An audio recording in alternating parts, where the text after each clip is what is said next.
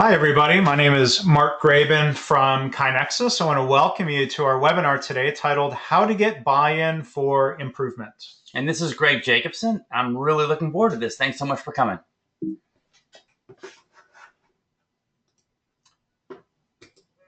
So before we get started, just a quick check on the agenda and logistics. Greg and I are going to present for about 40 minutes.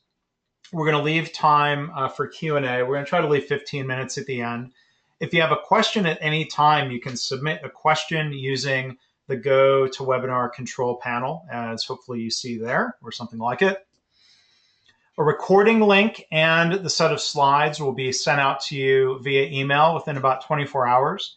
And the slides are actually also available if you want to click on them if you see the Go to Webinar handouts feature.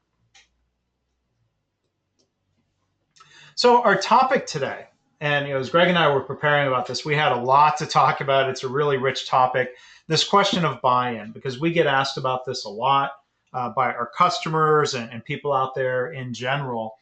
And it usually comes up in the context of a lack of buy-in. And you see the emoji face here. People are frustrated by that. It's a problem people are trying to solve. And it's, I think, a really common frustration in the context of big initiatives, ways we're trying to change our organization. So we're trying to think of buy-in. We're going to talk a little bit about why there's a lack of buy-in and what is buy-in and how to solve that. I think it's ripe for continuous improvement experts to really have a great grasp of this topic.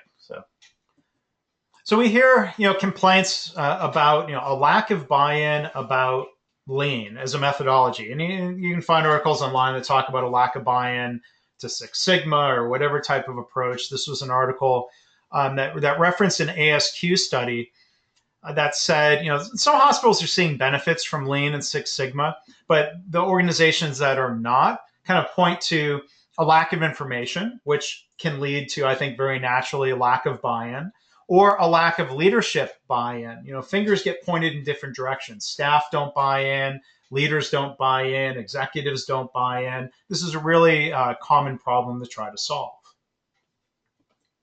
So we can ask why, and I think this is a good Lean habit. If what we're describing as a lack of buy-in, well, to ask why. And again, I think it's often a lack of awareness and understanding of Lean. People often have a very kind of gut level response. They hear the word Lean and it sounds bad. Right. Instead of those of us who have really practiced this and lived through it and realize that Lean is a very positive thing, the word can be scary, or the unknown can be scary. And we often hear people, when they think of Lean, oh, well, that's a manufacturing or an automotive principle. That couldn't apply to hospitals. It's funny, Mark, we're talking right now to an automotive company, and they're looking at our software and say, well, wait a minute, hold on. These are some healthcare people. How could it apply to automotive? And right. So really, one of the things that we constantly hear is this complete disconnect between the fact that, this is improvement science. And not only can the improvement science be applied to any company in any industry, but we were just talking earlier today how we're actually applying it in our personal lives as well. Right. So, yeah. And it's not on the list of bullet points, but what I call we're different-ism pops in. We're different in whatever way. But, people often don't understand the need for change, which I think is a more fundamental concern than, are we going to embrace Lean? Well, why? Why Lean? What's the compelling case for change? There might be fear and anxiety about layoffs, either because of the word Lean and connotations to that, or that layoffs may have been happening in the past. That would be understandable concern. Disagreement over what problems to solve. And I think very often we see misalignment about goals, which again, I get a different way of stating the question of, well, why does this matter? Why are we implementing Lean? And at least the last two, probably three of these bullets, I think, are really byproducts of not understanding Lean, right? I mean, if you're doing, quote, Lean or improvement science in the right way, then, goals should be aligned.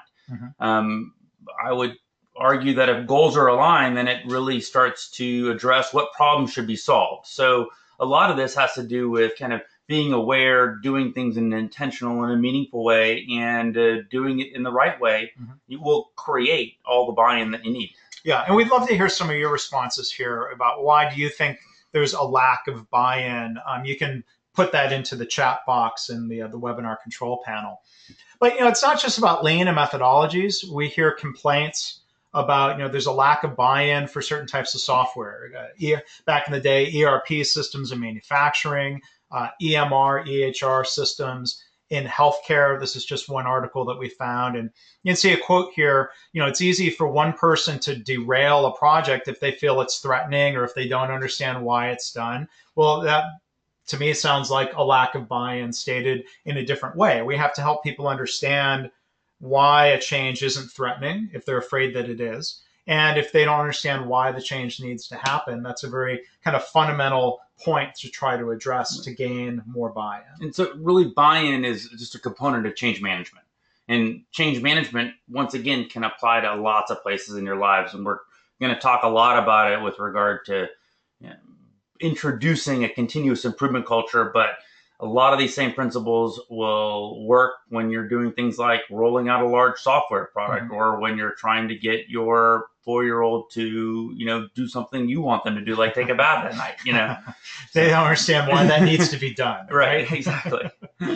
But we can ask and step back and think about, lack of adoption for systems. Greg is a doctor, deals with computer systems as a clinician, and we hear common complaints. People say, well, I don't have time to use that system. We weren't involved in choosing the system as a common complaint, especially around EMR, EHR systems. Lack of training, if organizations have underinvested in the training, people just don't know how to use the system effectively. People say that the system doesn't work well or it's too slow, which gets in the way of people really buying in. Or they'll say, again, this happened a lot with ERP, that the system doesn't fit, it's not compatible with our workflows and the way we do things here. So I think whenever we have that quote unquote resistance or lack of buy-in, we need to understand why and realize that lack of buy-in is often a symptom. I think when we talk about lean and problem solving, we often coach people if we say our problem is the lack of something, that we don't really understand the problem well. Buy-in here, I think if we're saying we have a lack of it, well then buy-in is a solution. Well, wait a minute, there's sort of a gap in our thinking. We need to understand the underlying problems and then understand what we can do to eliminate those problems, which then I think leads to buy-in as an end result. I think really anyone, especially listening to this kind of topic, understands the pain of trying to create a change and then trying to create that buy-in. And this is just an example of what a lack of buy-in, why that might be occurring with software. You could apply this really to any type of thing that you're trying to quote roll out or roll up or one of those rolls. Yeah. But if people are feeling rolled over, right, that's exactly. where we often have a lack of buy-in. So, we're talking about buy-in, and, it used to be people would say, well, Webster's dictionary defines blank as, well, now people jump to Wikipedia. It's a bit of a presentation cliche, but, I think try to see if we're all on the same page. It's the commitment of interested or affected parties to a decision. You can call these people stakeholders, to quote unquote buy into the decision. That is, to agree to give it support, often by having been involved in its formulation. I think there's a couple of really juicy words here, that people agree, that they give their support. We can't force people to buy in. They choose to give support. And, by being involved in the formulation of an idea, that right in and of itself creates buy-in. That's my experience of this. I did Mark and I were talking about this. This was a really fascinating topic for me. Had to do a lot of research, did a lot of reading, but one of the things I took away from what I did to prepare for this was it's almost as if buy-in is the currency of change management, and the more buy-in you have, the easier it's going to be. Obviously, the more money you have, the easier it is to purchase a house or, to transact in the economy. So think of buy-in as the currency of change management. Yeah.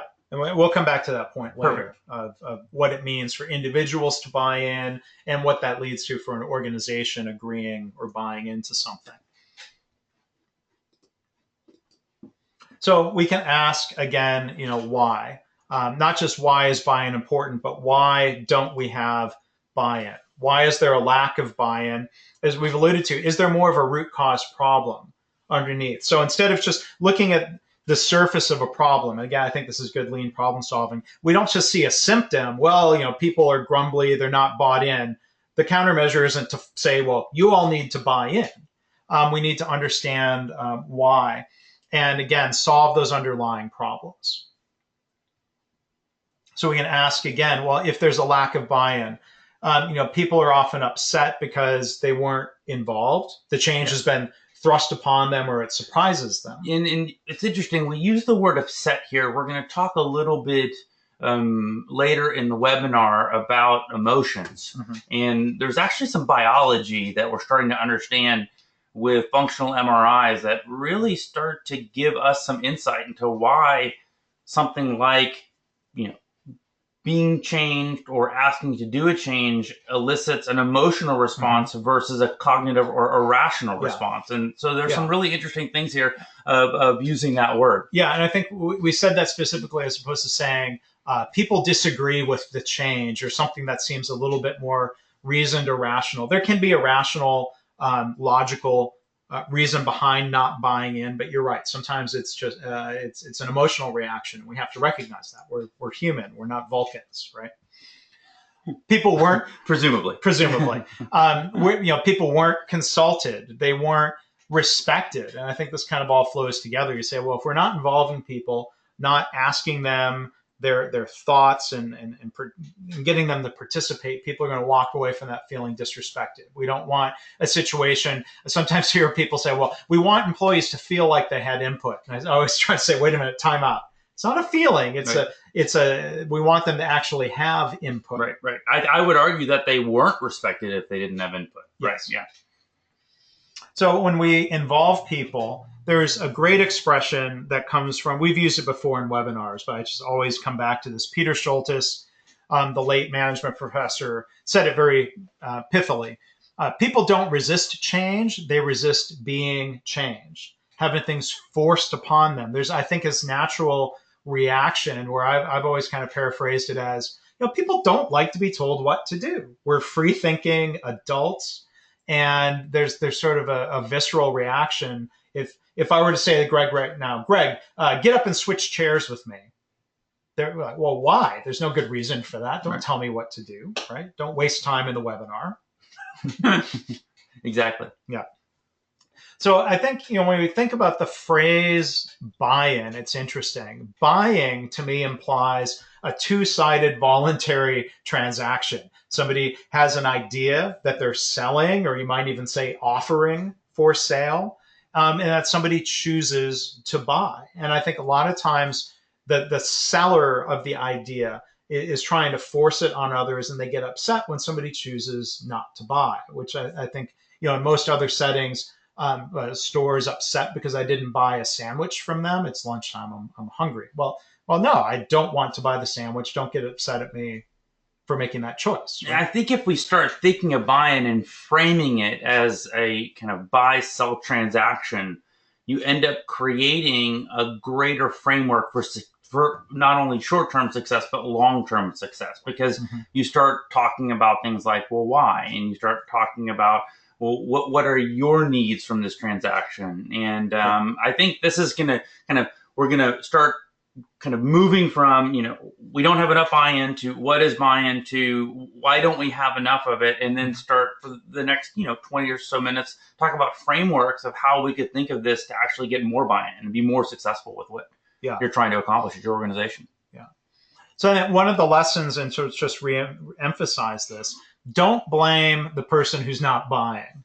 There's one of my favorite quotes, or it's actually a tweet that a friend of mine from England, Stephen Perry, who's been very involved with lean and the service sector, said, the resistance to change is proportional to your lack of leadership. And that's kind of a harsh statement. Like, if you think, well, I'm trying to get people to change and they're being resistant, well, ouch, that stings a little bit. But I think there's a lot of truth there. If people are resistant, we need to understand why. We need to communicate. We need to engage people. Those are all, I think, functions of leadership. Right. And this might be nuanced, but I think that some resistance is probably really healthy. if you handle it in the right way, right? If you're getting the resistance and your take is to just roll over it, to, you know, to put the car buyer's head in the hood, if you will, then obviously that's a lack of leadership. But Yeah. if the resistance to change ends up creating respect for the person, ends up creating more dialogue, ends up creating a better understanding, ends up creating a why, then I think it provides, you know, a really good opportunity to do kind of change management or to gain buy-in the right way. Yeah, I'll drop a different Stephen's name here. Stephen Covey would talk about seek first to understand. When we see resistance, don't say shame on you for being resistant. Right. There's often a very understandable underlying cause to that. We're going to come back to some of the questions you can ask to help understand what's happening when there's resistance. John Cotter, from Harvard, of course, has written a lot about change and organizations. In one of his books, The Heart of Change, which just share this quote here, that we need to engage hearts and minds. That people change what they do less because they're given analysis that shifts their thinking. There's the logical realm. Than because they're shown a truth that influences their feelings. Behavior change happens in highly successful situations, mostly by speaking to people's feelings. Now, as an engineer, I get sort of uncomfortable. So feelings? What do you mean? We do things because it's rational, but that's my engineer brain talking. And I've had to learn throughout my career that feelings and emotion and engagement means just as much, if not more, than having a rationally, logically correct answer that you're going to try to prove to others. I think what we're seeing, and Dr. Mark Jabin, who has been on our blog a bunch, and actually in a couple slides we're going to talk about him at more depth, but and he's going to be giving a webinar here in May, which I'm going to highly recommend because it really is going to take a deep dive into the biology of what's going on here and why we actually should be thinking about this in an emotional way. But what we're starting to understand is that our beliefs are held in what's referred to as the hidden brain, the subconscious, if you will, an area that we don't have a lot or any access to in our kind of frontal precortex brain, where we're doing a lot of our rational thinking. So when someone says something to you right away and you immediately have that visceral response to it, then you start understanding, oh, well, there's actually some biology that explains this. And I think that's exactly what we're referring to in this quote. Yeah, feelings matter. And even, people I've learned from that came out of Toyota talk about the need to engage hearts and minds. I was at a patient safety conference recently, and doctors were talking about the need to use data and stories to help engage people in this challenge of improving patient safety, which I think is really wise.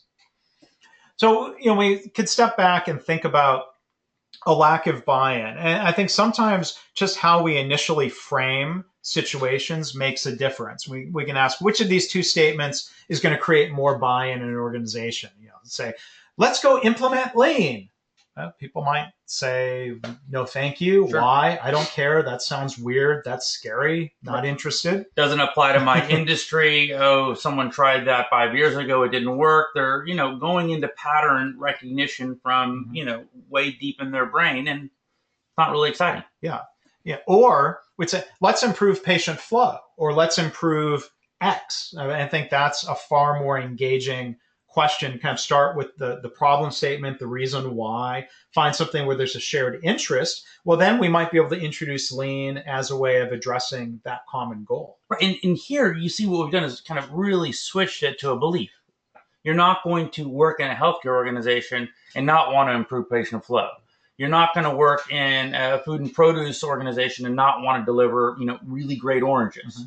You could apply that to any industry that you're talking about versus this, let's talk about some kind of methodology that doesn't really apply to any belief system that you already have that you're bringing to the organization. Yeah. So let's think about a situation that's a little bit more detailed. Organizations often say, well, let's implement 5S. And people say, well, why? I don't care. Or we're implementing the tool in a way that's not really seen as helpful. Or if we say, let's make our work easier and less frustrating, that's something that generally people will buy into. And 5S, when it's done well, can really contribute to that goal, making it easier to find what we need in the workplace, reducing the number of hoops we're having to jump through every day so that we can do a better job for the customers and the people we're serving. I think as improvement scientists, and you're going to see that I'm always going to give the biologic kind of explanation and look at this as a science, and Mark's coming at this from the process improvement kind of a realm. But I think as improvement scientists, we would be better off simply not even using words like bypass. Just you can infuse the right way to do things in a kind of subtle manner where you don't have to get bogged down in the terminology and really just focus on making work easy and less frustrating. And for me, that phrase improvement science is not something I heard before I got into healthcare. For those of you outside of healthcare, I'm curious, you can give us feedback in the chat box or through a question. That, to me, I associate that phrase with the Institute for Healthcare Improvement.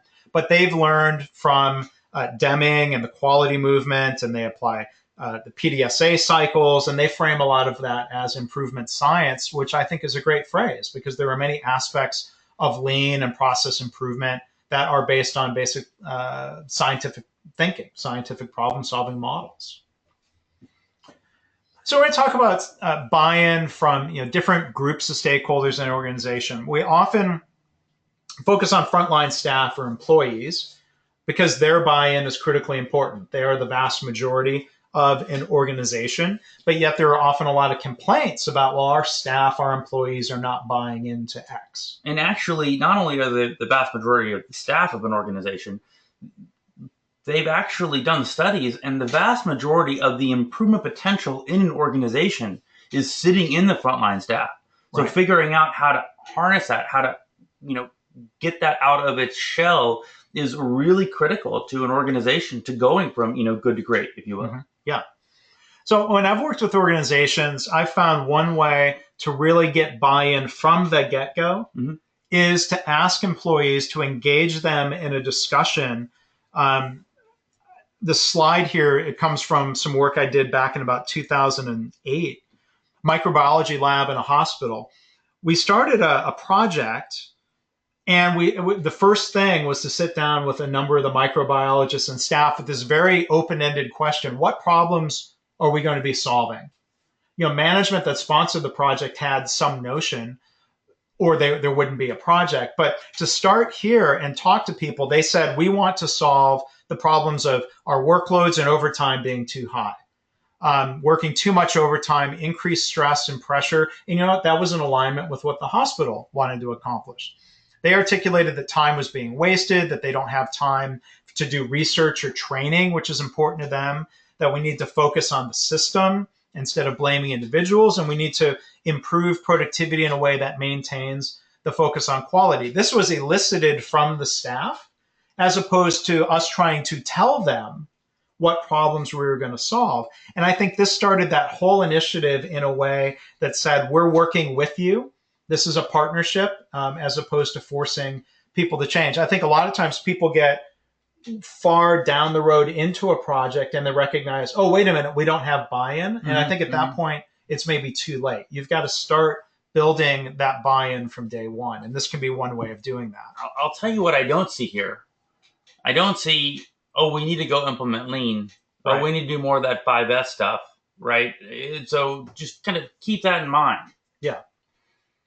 So one thing we discovered in doing a lot of reading and research and discussion about buy-in, Professor Mitchell Lee Marks has 5 questions that we can ask related to buy-in. And the first asks, are you showing your employees that you understand the difficulties they will face? So I think this recognizes that, change is hard. Change requires a lot of personal reflection and transformation, and that this isn't easy. And we need to be sensitive to that rather than trying to pretend that change is easy and, hey, you need to just get on board.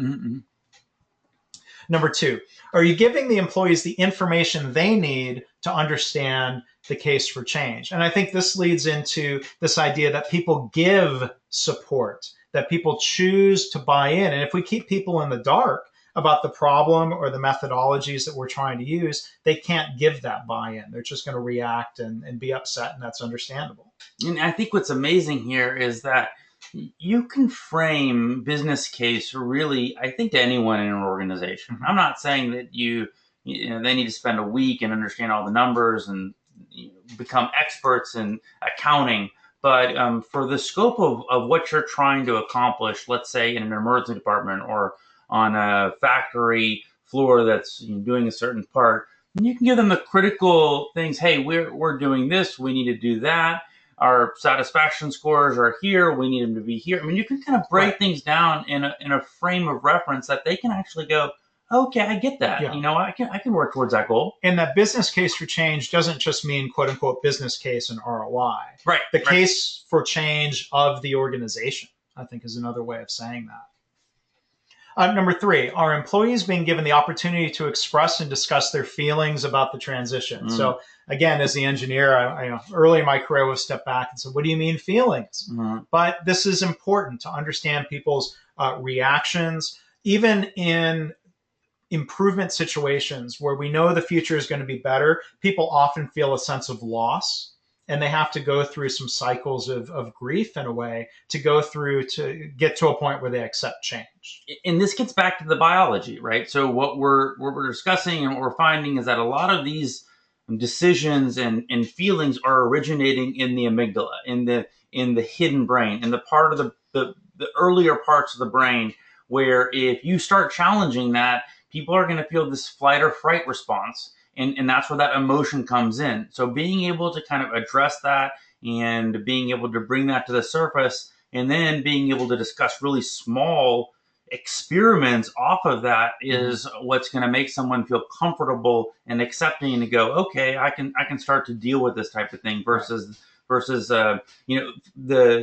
you had given the example, if a tiger is coming at you, that's a lot to process. But if a leaf is coming at you, you can kind of wrap your head around that and go, okay, well, let's see how we can do that. So just kind of keep in mind here that what we're seeing here is that there's some biology that explains, this resistance and the feelings that are occurring. This isn't just, people trying to be difficult to work with. Right. We need to understand those feelings so we can work through them rather than saying, don't have those feelings. Right. Or rolling over them. People love when they're told, don't have those feelings at work or in a relationship. Right. Question 4, are you inspiring employees with a detailed vision of the future and what matters in getting there, maybe the plan, and providing practical and emotional support as they work out their new role? So I think it's an important role for leaders is to not just say, do this, but we need to help inspire people that the future is going to be better and here's how we're going to get there together. And number 5, are you involving employees at every level in translating the vision into new ways of doing things? I mean, number 5, this is to me the money one. This is what we're all about. This is when we're working with customers, we see the ones that are most successful. They're doing 5 really, really well. Yeah. So as Professor Marks says, well, what are your answers to these questions? If you answered no to any one of these questions, you're not doing everything you can to ensure success. So it's you being a leader or a change agent. Again, you've got to look in the mirror and reflect and say, what can I be doing differently to get people on board instead of just saying, hey, get on board.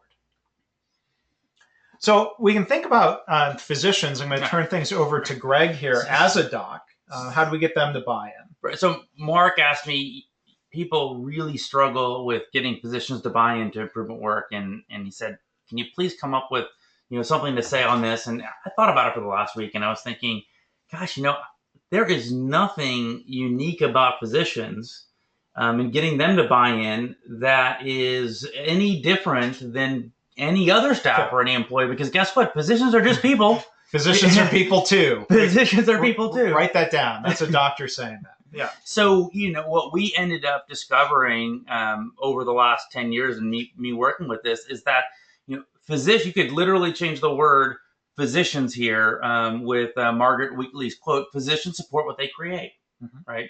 If you go to the physicians and you ask them to participate, if you give them the vision, if you try to break things down into small incremental changes, if you allow them to participate in a way that works with their workflow, right?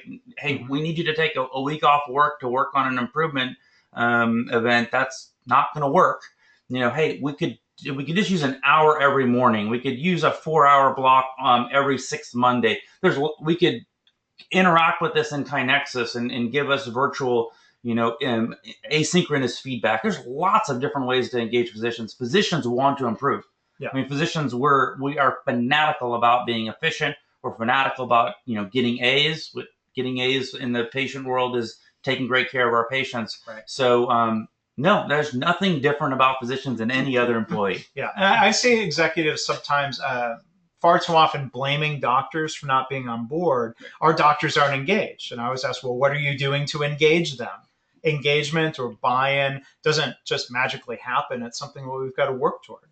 And so I hinted on Dr. Jabin's work with really understanding kind of the neuroscience, and he's really uncovered a whole bunch of different research that I think explains a lot in the continuous improvement Kaizen lean models.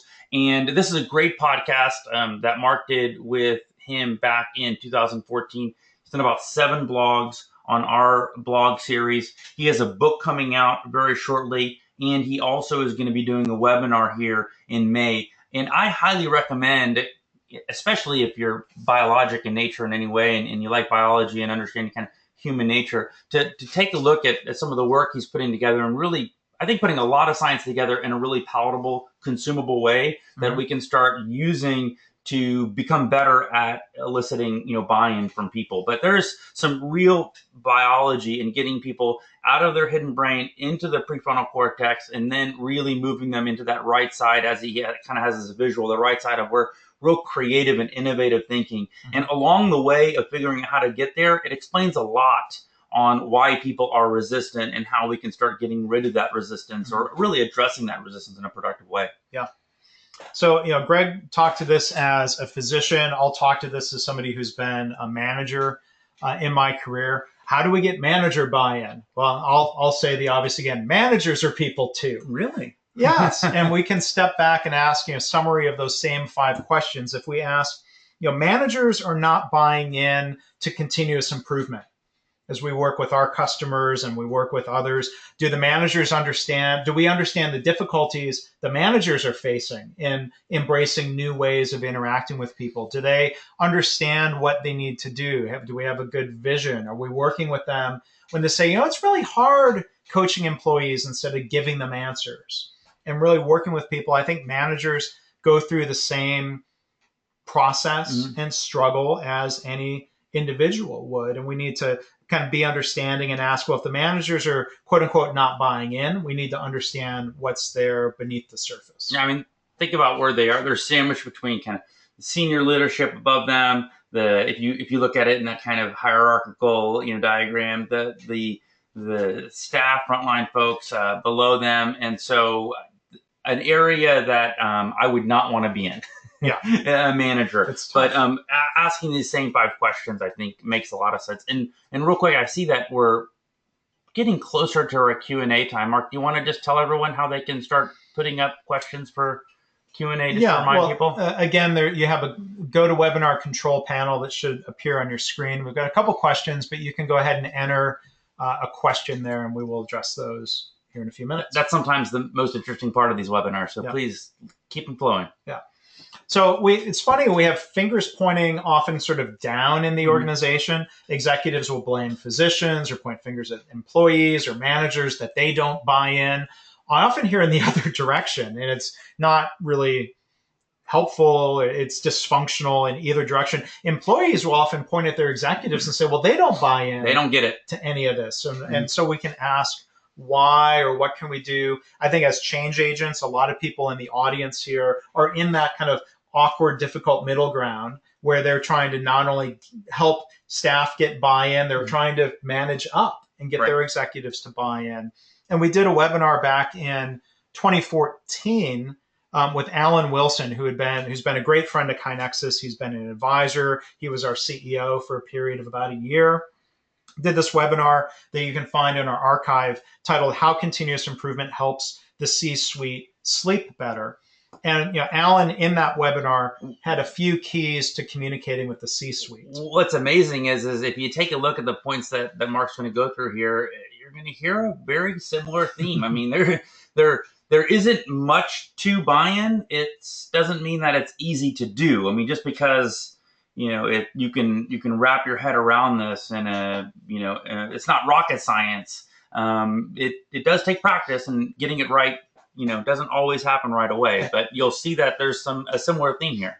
And I'll say, because it should be said, executives are people too, because executives have feelings and emotions, and they get scared and defensive, just the same as anybody can. They have an amygdala. They do have an amygdala. So Alan asked, what keeps them up at night? We need to understand what are the concerns and challenges around the lines of, well, what problems do executives need or want to solve?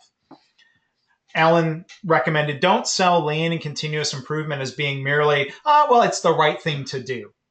Executives need something a little bit more to grab onto than the feeling that, yeah, we should do this. Well, why? That was the point that we said earlier. Oh, let's just go do lean. Mm-hmm. Yay. No. That doesn't really work in any direction. Right. Alan says, link these different initiatives to strategy. Whether that's embracing lean or adopting software, we need to understand, how is this tied to what the organization is trying to accomplish? Articulate the impact, not just return on investment, but the non-financial impact that matters as well. It's got, even for an executive, there's more to it than dollars and cents. And then I think the final point, and this is, I think, especially important to executives in high-performing organizations, that they're really concerned about, how do we leverage talent? How do we develop people within the organization? Because that's ultimately where long-term success is going to come from. And this talks about where is the improvement potential in an organization, right? It's unlocking that improvement potential. And I think if you asked an executive, hey, right now, if you could have 1,000 problem solvers working on the strategy that you're trying to deploy, wouldn't that be better than just having one problem solver? And yeah. I think everyone would say yes to that. Yeah. We did have a quick question that came in via the Netherlands. What does C-suite mean? The executive suite, the CEO, the COO, the CXO, as sometimes people say. So that top level of the chief executive senior leadership team in an organization. A question that shouldn't wait to Q&A. We'll go ahead and address that now. And it's great. We have somebody I know on the line from Brazil as well. So it's thank you to everybody around the world for tuning in. So we also want to talk a little bit about the idea of gaining buy-in for KaiNexus, the process that our customers go through, and trying to build buy-in for not just continuous improvement, but for the use of technology. And we use a lot of the exact same principles that we've been discussing. And what's so interesting, Mark, is I hadn't realized just how much we had been really thinking about buy-in until this webinar topic kind of forced me to do reading and realizing, because at the end of the day, one of the things that I really, really like about our sales process and about our implementation process is that we're really focused on the need. I mean, we literally talk to people and they describe the need of what they're trying to do. And sometimes right at the beginning, we're like, hey, I don't actually think KaiNexus is what you guys are looking for at this point in your organization. Yeah. And really trying to figure out, a sales process shouldn't be about trying to convince someone of something they shouldn't need, but really try to figure out, what is the best thing for that organization or that person to, get the goals that they want to establish. We ask ourselves and our customers, what problem are you trying to solve? Right. And there's times where it turns out people say, yeah, your technology is great, but for us right now, we don't need that. And so, well, okay, we're here to help people improve and to spread improvement. That's really what we're trying to impact. So to prep for this, we asked Jeff Roussel and Ryan Confer, the VP of Sales and Customer Service, to say, well, what are some of the strategies? How do you guys think through this as y'all are walking through this? And one of the things that we as an organization love and really believe in is, starting with why. Simon Sinek's entire belief system, whether you're, whatever you're doing in an organization, I think this is a really fun and great read in general, right. But really starting to understand, so what problem are you trying to solve, and really trying to communicate where do you want to be versus, what do you want to do to get there? That's a variation on the, hey, let's go do lean versus let's work on patient flow. Let's work on, delivering the product on time. Let's work on making your lives easier. And having a plan, right? The concept of recognizing that, you aren't going to be able to. Jamie Flinchbaugh talks about this so well. Right. Don't go into a meeting or a conversation and think, oh, I'm going to convince someone in 15 minutes of something that's going to be really, really mind, or lifestyle altering in what they're doing. But really articulate, or in the back of your mind have a plan, and get people to say kind of the small yeses and to have small little changes, and then recognizing that everyone is going to take on information differently. Everyone's going to have aha moments in a different way, and recognizing that you shouldn't get frustrated when you're seeing either that resistance or that kind of people quote aren't getting it right. And I think there's another point to add where Jeff was saying, have a plan. So when you look at change management models, the early steps of the model are involved helping people see the challenge or the crisis or the opportunity or the quote unquote burning platform. And if all you do is help people see that reality, you've just scared them or riled them up. Like, you've got to be able to follow it up with a compelling vision and a plan. He says, here's what we're going to do about it. Those two pieces are very important. Not just jumping into the plan, right, but not focusing only on the problem and then leaving it hanging. You've got to figure out and articulate, well, here's what we think is going to help address that need. And another final point that they brought up, which I thought was really great, is knowing your audience. And Jeff brought up, are you talking about someone that is a risk minimizer, is a potential maximizer?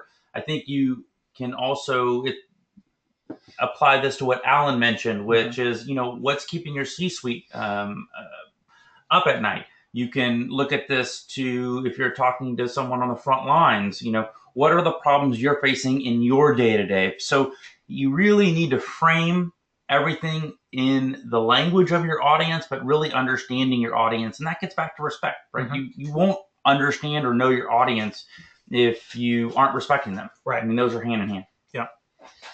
So as we wrap up here, kind of the final thing we want to cover is, how do you gauge or measure the progress that people are making or an organization is making? So if we ask or we frame the problem as a lack of buy-in, that sounds like a binary equation. You either have buy-in or you don't, when I think really buy-in is a spectrum and it's a process. You can be a little bit bought into something. Sure. We can get more bought in. It's not a light switch that flips.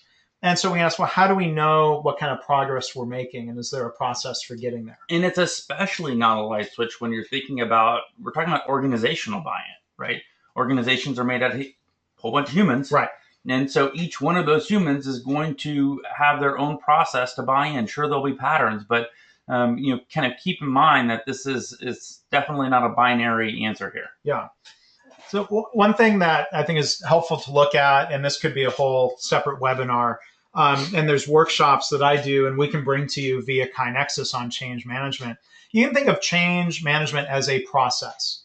Help people understand the need for change, enlist a core change team, develop a vision and strategy, and then to the broader organization, help create a sense of urgency and motivate people, communicate that vision, take action, and then try to consolidate, or if you will, sustain your gains. That this is a process, that build-in is created by bringing people through this, not just saying, we're going to jump to step 6 and say, okay, act, buy in. You have to agree with this. You really need to bring an organization, and like Greg said, the people in that organization through a process like this. There's a simulation that we use in this change management workshop that it's unrealistic in the sense that you see this illustration of different stakeholders in an organization. Nobody walks around an organization with a magic number bubble over their head to look and say, oh, they're 20% bought in right now.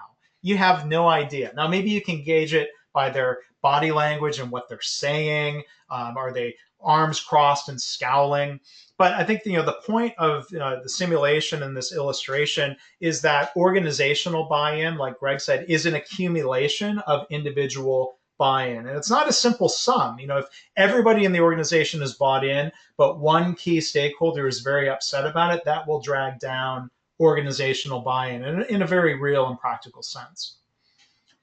The other thing that I think is interesting, just as a framework, is a model called ADKAR, and it's an acronym. We'll go through this briefly. But I think ADKAR and change management models help us understand that buy-in is very personal, that within a team, within an organization, different individuals move along at their own pace, and that we need to recognize that and realize, again, it's not binary yes or no for individuals or a broader organization. As John Cotter says, change is a process, not an event. It's not the flipping of a switch. And the ADKAR model says that there's 5 milestones that every individual has to go through in order to change or in order to buy into a change. It starts with awareness, desire, then it works into knowledge, and then we need to turn knowledge into ability to change, and then reinforce that change. So we can sort of self-assess or do stakeholder analysis and ask, well, okay, Greg, we're still trying to build awareness. And somebody else, they have awareness, but now we're working on desire. I think this is a helpful framework.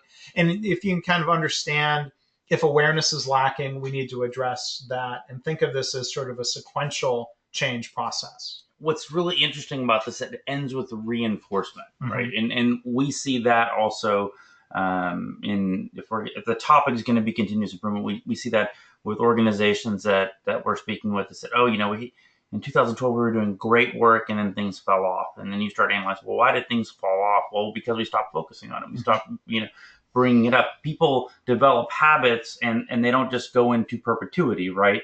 Entropy brings into the system. There's competing things for your time. So keep in mind that while you might be spending less time of your day in the reinforcement period, it probably is never going to go away. Yeah. And that's where this is not just an event, it's an ongoing process. Exactly. So, this idea of buy-in, to wrap up, I think one of the key questions we can ask are you selling? Are you pushing? Are you forcing? Or are you engaging people? The more that we engage, the more that we communicate, the more that we understand the perspective of others, the more that we lead, the more likely we are to get to a point like this. And I've seen this in organizations where people can love change, not just resist or accept, but people really can love change. And what they love is the participation in that change. I will never forget talking to another ER doctor and them asking, oh, well, what do you do with KaiNexus? And her face just completely lighting up and saying, oh, when I was in residency, it was Beaumont, the Beaumont hospital system. Yeah. I did my residency and they were doing such great work with this. And if I would give her an emoji, this would be the emoji I would give her. But people really can absolutely love this. It's really second to none when you work at an organization that's doing this well. Yeah. And we hope everyone could experience that at some point. Everyone can. The beauty of it is this isn't a bell curve kind of thing. Literally every place in the world could be like this. Right. Yeah. And we want to help you get there. So our next webinar, we'll take a pause and allow more questions to come in. Our next webinar is going to be on Tuesday, March 15th. Jacob Stoller is the author of an excellent book called The Lean CEO, where he interviewed dozens of chief executive officers in different industries, manufacturing, healthcare, different types of settings, and really kind of summarized a lot of great thoughts around how a lean CEO thinks, or somebody that's trying to help their organization become lean. So I'd encourage you, read the book, or the webinar will be an introduction to that. I think we'll have a great discussion with Jacob. We'd encourage you to look at some other resources, our webinar library, our blog, as Greg mentioned. We have podcasts now too. You can find a link to that on the webinar page. And with that, we will go ahead and address some questions. And again, thank you for being here with us today. Let's hop into it. Here is a question. Maybe, Greg, you can address this. A question from Margot. Physicians are very busy, so thank you for saying we could meet with them on their time schedules. Bit by bit, I'm making progress on my projects, but thought perhaps a lean practitioner would frown on that practice, of that practice of working with people. She's saying that as a result of her approach, physicians are freeing up time to meet. And if it takes longer, that's good because you might make that progress. So Greg, I guess it was more of a statement than a question, it turns out. But what's your reaction to that? I mean, my reaction is it's probably the only way it's going to happen. If you are going to force physicians to kind of work on your schedule, I think that, 1, you're not respecting. 2, you're not treating them like a customer. And 3, I think you're just ultimately going to fail.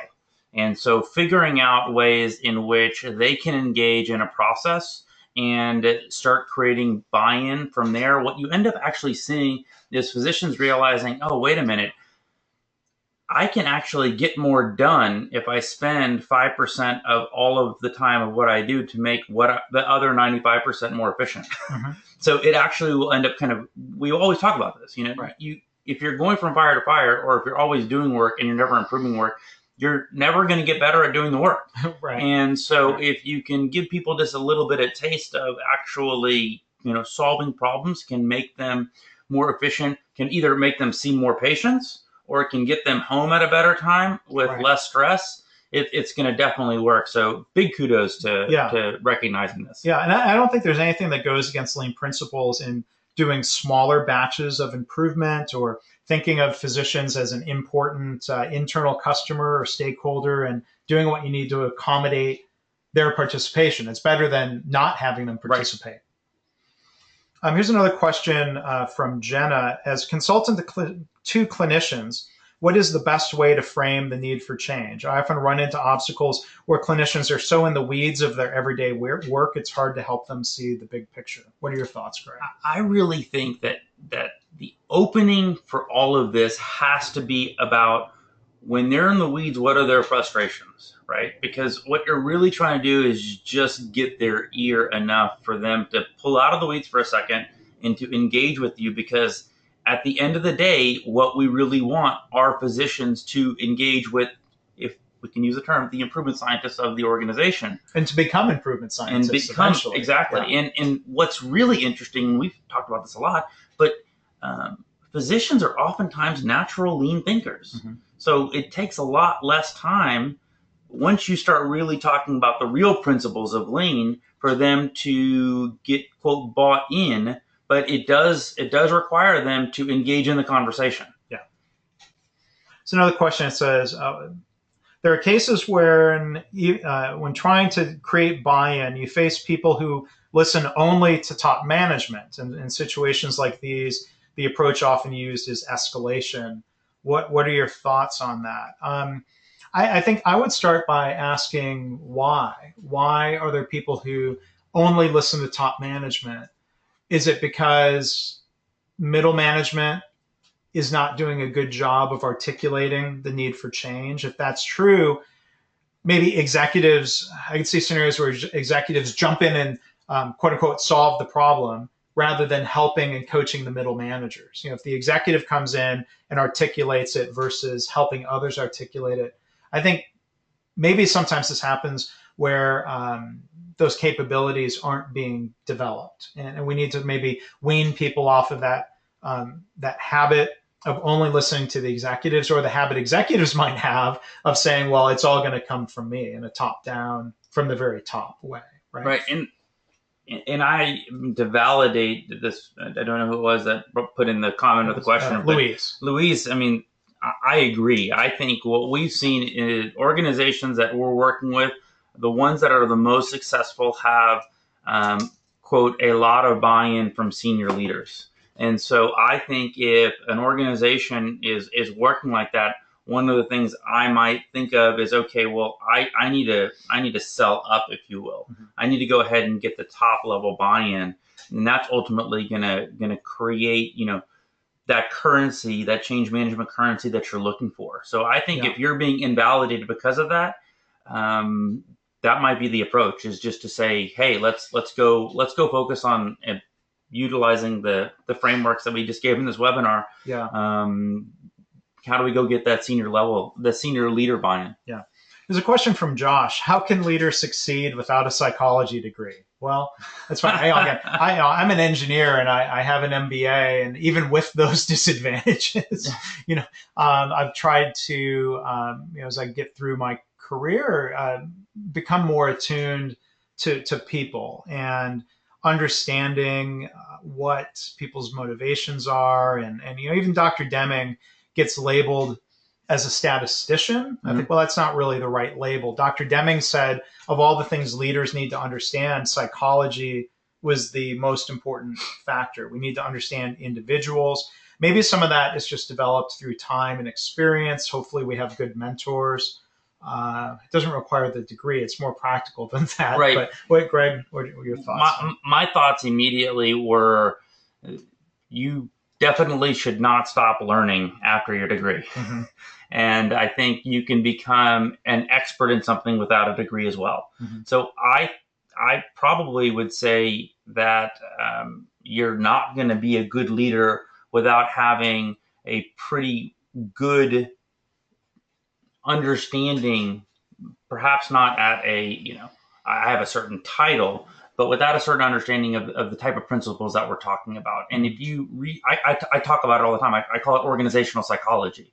And if you think about a lot of the books that we talk about over and over, Start With Why, Drive by Daniel Pink, that the Power of Habit. These are, a lot of these are psychology books. And just because you're not in school or you're not working towards a master's degree or postgraduate degree doesn't mean that you can't become an expert in something. Yeah. Well, and I've said only half jokingly, if I were to ever go get another degree, mm-hmm. it would be in family therapy. And I'm not saying I want a career as a family therapist. Right. I think I'm not suited to that. But in the past year, I've been reading books about change and psychology. There's a field called family systems theory, which is incredibly helpful in terms of the workplace. There's an approach called motivational interviewing, mm-hmm. which is really focused on, it was developed as a way of helping people cure themselves of addiction. And it applies really well to the workplace, where mm-hmm. you can say, sometimes I think people are addicted to their old behaviors. And they might say, yeah, I want to change. They might have awareness and desire, mm-hmm. but they don't have the knowledge of how to change. And so fields like that are helping kind of flesh out some of my knowledge, as opposed to reading more books written by engineers. No offense to other engineers. Right. I think that what's interesting is my journey in the continuous improvement world with founding a software company, moving in that directions. I've read design books mm-hmm. in the last 5 years. Certainly all of the business books that we're talking about. And I've read a lot of books and consumed other content about startups and software as a subscription startup. Mm-hmm. So to me, life is such a beautiful opportunity to continue to gain knowledge about other topics. And what's really interesting is when you can take cross-disciplinary knowledge, and I think that's where real interesting connections occur. It's right. I did not come from a family of physicians. I came from a family of entrepreneurs and business people. Went down the physician route, and I'm applying some of the knowledge I learned from the healthcare space into all of a sudden now an entrepreneurial way. So I would say go get a informal degree and start learning it, because if you want to be a great leader, kind of understanding all these principles, I think, are going to become hugely valuable. Great. Now we have one last question, and Greg, we only have about 30 seconds each, and it deserves more than this. It's a meaty question. I won't say who. We've been implementing Lean for almost 3 years, and people on the floor, employees, don't have buy-in because we've been going against all the principles that you explained here today. I'm sorry to hear that. My question is, do you have any advice to recover that confidence to help get people to buy in? I would say, and this happens, let's say, if people have had suggestion boxes instead of an effective continuous improvement approach, I think at some point leaders have to say, okay, time out, we're going to take a pause, we're going to acknowledge what's not been working, and be humble enough to say, I'm sorry, we've made some mistakes, we're going to try to start again. It's easier said than done, but I think that's a very important step. And with the fact that we only have 30 seconds, the word honesty was coming to mind with that. And that's essentially what you said. Mm-hmm. If being honest to the people that you were rolling over and kind of explaining that, I think people can really relate to that. All right. Well said, Greg. And we're going to go ahead and wrap up. I want to thank everybody from across North America and around the world for tuning in. We'll remind you again, our next webinar will be with Jacob Stoller on March 15th, author of The Lean CEO. You can go to kainexus.com/webinars and you can see information about how to sign up for that. And Greg and I are also doing another Ask Us Anything. Gosh, what date is that coming up? You'll get an email about it. You'll get an email about that, our video Q&A chat series. So again, on behalf of Greg and the entire team at KaiNexus, thank you for being with us today.